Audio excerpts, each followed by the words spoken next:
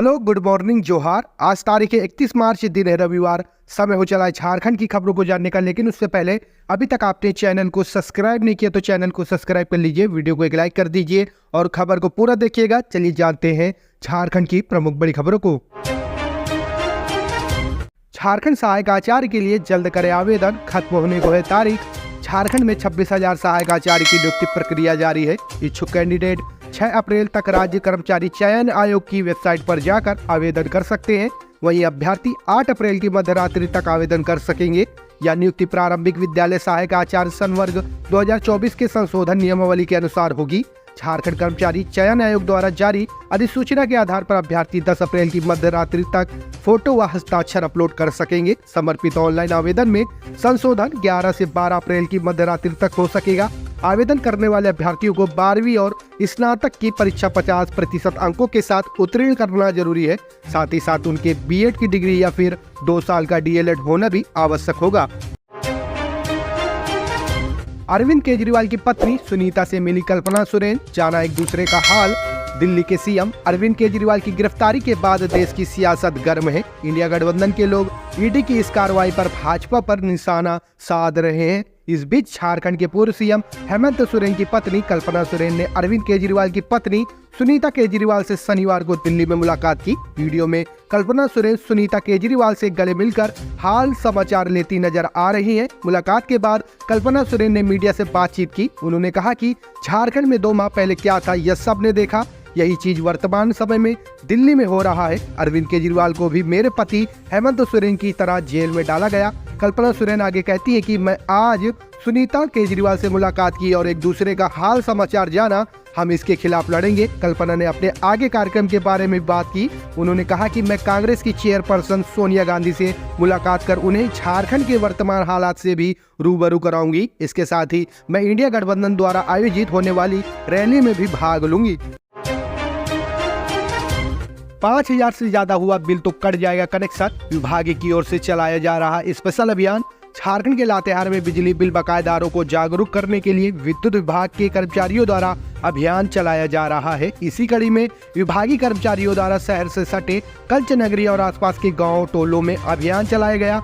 अभियान में शामिल विभाग के शंकर प्रसाद, सुनील कुमार, मंटू कुमार, विकास कुमार, फनिंद्र राज्य समेत अन्य लाइनमैन ने बताया कि विभागीय पदाधिकारियों के निर्देश पर अभियान चलाया जा रहा है। अभियान के दौरान अवैध बिजली जलाने वाले के साथ 5,000 से अधिक बकाया रखने वाले विद्युत उपभोक्ताओं को बिजली बिल जमा करने के लिए प्रेरित किया जा रहा है। जो लोग इसकी उपेक्षा करेंगे उनका कनेक्शन विच्छेद कर दिया जाएगा। बताया कि इसके लिए वे लोग प्रखंड के सभी गांव मोहल्ले में अभियान चला रहे हैं। प्रत्येक उपभोक्ताओं के घर पहुंच उनसे संपर्क साधा जा रहा है। बिल भुगतान के लिए प्रेरित किया जा रहा है। बिजली बिल बकाया भुगतान के साथ सरकार द्वारा चलाए जा रहे अभियान की जानकारी देते हुए विद्युत कनेक्शन के साथ मीटर लगवा लेने की अपील भी की जा रही है। झारखंड में गर्मी का टॉर्चर शुरू, रांची का पारा 35 पार, 2 दिन बारिश वज्रपात के आसार। राजधानी रांची समेत राज्य में तेजी से गर्मी बढ़ रही है। शुक्रवार इस सीजन का अब तक का सबसे गर्म दिन रहा। आने वाले समय में गर्मी बढ़ने के आसार है। 2 जिलों का अधिकतम तापमान 40 डिग्री को पार कर चुका है। न्यूनतम तापमान में भी तेजी से वृद्धि हो रही है।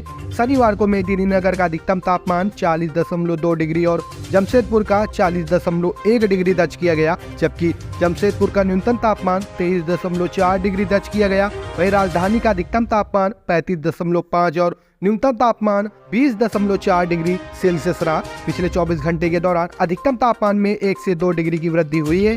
अधिकतम अपने सामान्य तापमान से 4 डिग्री अधिक होने के करीब है, जबकि न्यूनतम तापमान भी सामान्य से 2 डिग्री के अधिक होने के करीब है। मौसम विभाग के मुताबिक रांची समेत राज्य के विभिन्न भागों में अगले 2 दिनों में अधिकतम तापमान में 2 से 3 डिग्री की वृद्धि हो सकती है। रविवार को यानी कि आज राजधानी और राज्य के कुछ हिस्सों में हल्के बादल छाने और गरज के साथ बारिश होने की संभावना है।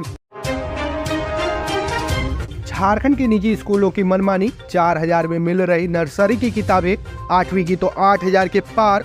राजधानी रांची के निजी स्कूलों की मनमानी के कारण अभिभावकों को किताब कॉपी खरीदने में मोटी रकम खर्च करनी पढ़ रही है। नर्सरी की किताब व कॉपी जहां 4,000 रुपए में दिए जा रहे हैं, वहीं कक्षा 8 तक की किताब व कॉपी पर 8500 रुपए से अधिक खर्च करनी पड़ रही है। अभिभावकों का कहना है कि CBSE स्कूल NCERT की किताब की जगह निजी प्रकाशकों की किताबें ही चलाते हैं। इसकी वजह से कमीशन प्रकाशकों से लेकर किताब विक्रेताओं तक सभी से कमीशन पहले ही फिक्स हो जाता है। स्कूलों को जनवरी से ही ऑफर मिलने लगते हैं। जिन किताबों पर ज्यादा कमीशन मिलता है उसी को कोर्स में शामिल किया जाता है। कक्षा 1 से 8 तक का कोर्स में CBSE स्कूल निजी प्रकाशन की हिंदी, गणित, विज्ञान के विषय के अलावा general knowledge, computer, art and craft, moral science की किताबें भी शामिल कर निजी प्रकाशन और किताब विक्रेताओं से लाखों रुपए का कमीशन ले रहे हैं। कमीशन के इस खेल में 50 रुपए की किताबें 400 रुपए तक में बेची जा रही हैं। यही वजह है कि रांची में स्कूली किताबों का कारोबार 30 से 40 करोड़ रुपए तक पहुंच गया है। आजादी के अमृत काल में भी सिंदरी गांव को नसीब नहीं शुद्ध पेयजल, लोग नाले में साफ करते हैं बर्तन। देश आजादी का अमृत काल मना रहा है, लेकिन धनबाद जिले में आज भी एक ऐसा गांव है जहां लोगों को शुद्ध पेयजल नसीब नहीं है। इस बस्ती के नाम पर शहर बस गया, विधानसभा क्षेत्र का नामकरण हो गया, लेकिन यहाँ के लोगों को कोई शुद्ध पेयजल की सुविधा नहीं मिली है। आलम यह है कि धनबाद जिले में स्थिति इस गांव के बीचों बीच झरिया गोविंदपुर मुख्य मार्ग के निकट से सिंदरी शहर में घर घर पानी पहुंचाने के लिए पाइपलाइन बिछाई गई है। इसी पाइपलाइन को तोड़कर उस पानी से बस्ती वाले नहाते हैं, पीने का पानी भरते हैं। गांव में 2 कुआं हैं, लेकिन हर साल गर्मी में सूख जाते हैं। नगर निगम और विधायक मद से कुल 7 चापाकल लगवाए गए, लेकिन इस समय मात्र 3 चापाकल से ही लोगों को पानी मिल पाता है। 7 टोलों में बसा यह सिंदरी गांव धनबाद नगर निगम के वार्ड संख्या 54 में आता है। मार्च के महीने में बारिश हुई तो नाले में पानी जमा हो गया। इसी पानी से महिलाएं बर्तन और कपड़े साफ करती हैं। बरसात के मौसम में सड़क किनारे बने नाले के पानी में लोग स्नान और बाकी का काम करने के लिए मजबूर हैं।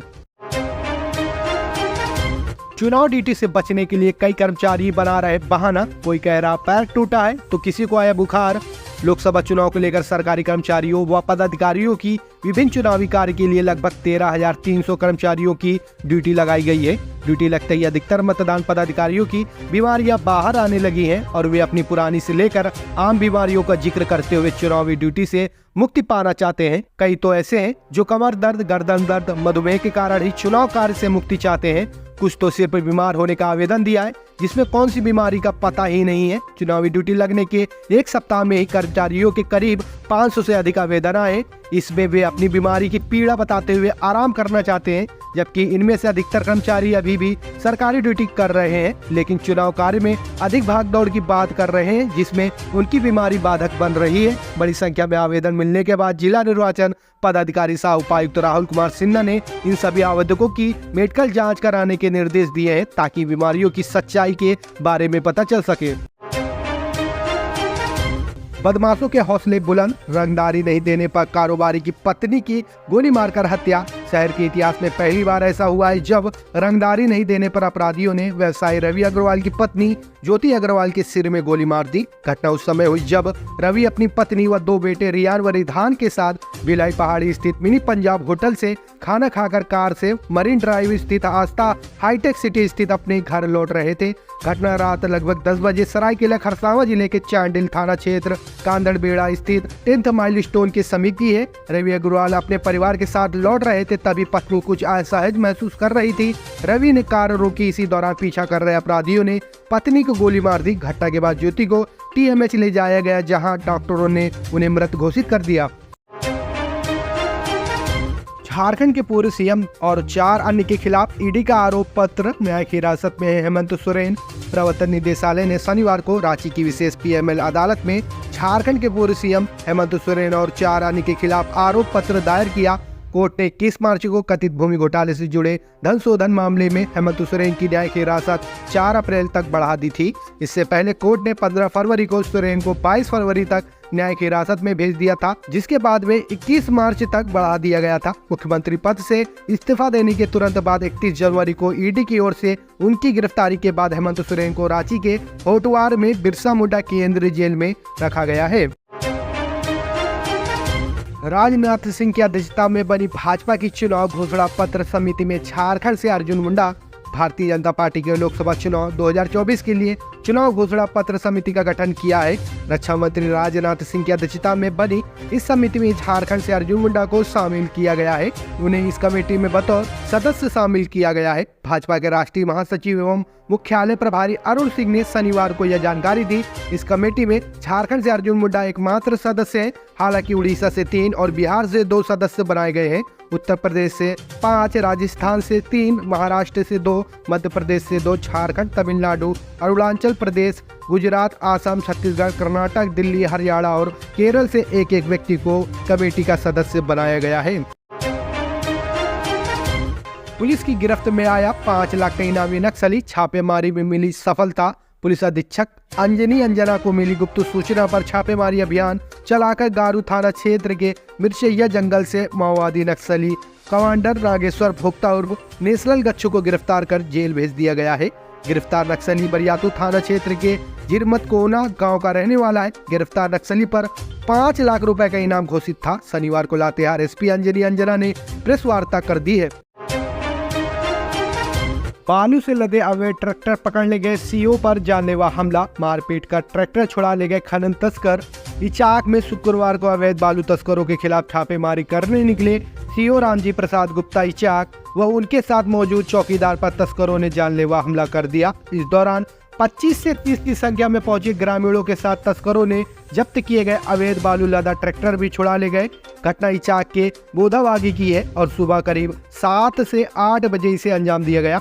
आरोप है कि ट्रैक्टर को रुकाने का प्रयास सीओ ने किया तो उस पर ट्रैक्टर चढ़ाने की कोशिश की गई।